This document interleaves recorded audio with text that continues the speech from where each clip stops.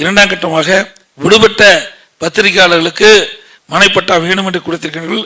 நிச்சயமாக அதிமுக ஆட்சி வந்த பிறகு உங்களையும் கவனிக்கும். ஏன்னா நீங்க தான் எங்களுக்கு முக்கியம்.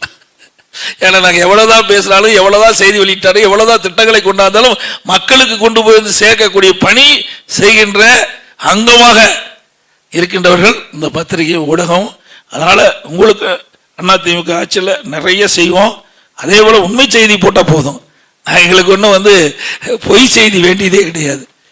ஏன்னா நாங்கள் அதிமுக கட்சி என்பது உழைப்புக்காக உருவாக்கப்பட்ட கட்சி. அந்த கட்சியில் வந்து எங்களுக்கு விளம்பரமே தேவையில்லை.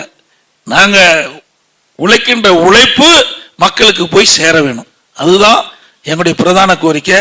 பத்திரிகையாளர்களுக்கும் ஊடகங்களுக்கும் என்னுடைய கோரிக்கையாக உங்களுக்கு வைக்கின்றேன்.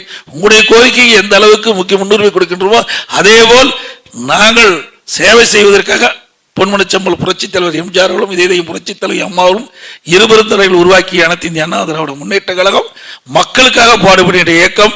இங்கே தொழில் செய்கின்றவர்கள் தங்களுடைய பிரச்சனைகள் எல்லாம் இங்கே எடுத்து வைத்திருக்கின்றார்கள். அதையெல்லாம் கவனமோடு எடுத்து நிச்சயமாக எங்களுடைய அரசு அவர்களுக்கு மனம் நிறைவு பெறுகின்ற அளவுக்கு, மனம் குளிர்கின்ற அளவுக்கு, இந்த தொழில் சிறைக்கின்ற அளவுக்கு செயல்படுத்தப்படும் என்ற செய்தியை சொல்லி விடைபெறுகின்றேன்.